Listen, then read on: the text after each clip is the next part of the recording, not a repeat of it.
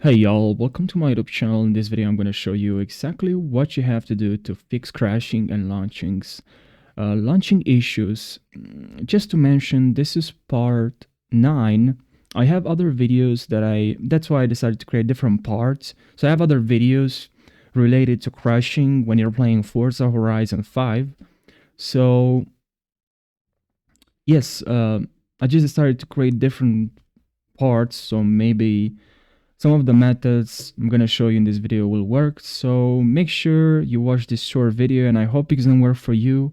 Also, I will leave in the description of this video my username on Discord, so if you want you can talk with me. I will try to help you there.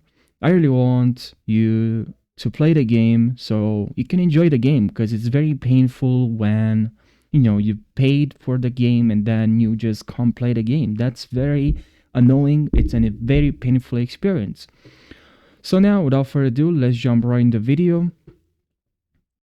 So what you have to do, guys, to fix this problem, ensure that you have the latest drivers, the latest updates for your Windows, for your graphic card, overall for your computer. If you don't have the latest drivers, this any game pretty much just. Okay guys, so what you have to do, as I said, you need to install the latest drivers, and on top of that also you need to have installed on your computer Microsoft Visual C++, and click here on download, and also DirectX end user. Just DirectX, just click on the download and install this as well. And I already have this on my computer, so just click on download and you install both of this. I'll leave the links in the description of this video, so make sure you check the description of this video. And also, if you have a NVIDIA GPU, just install GeForce Experience from here. Click on the download here, and so you can click on check for updates and install the latest updates. Also, make sure you set to high performance. If your computer is set to low performance, then I have on my laptop. I don't play games on my laptop, but you can change the performance. You see here power, and now like just boost, like it goes. So now we have high performance, and that's for the battery power and battery.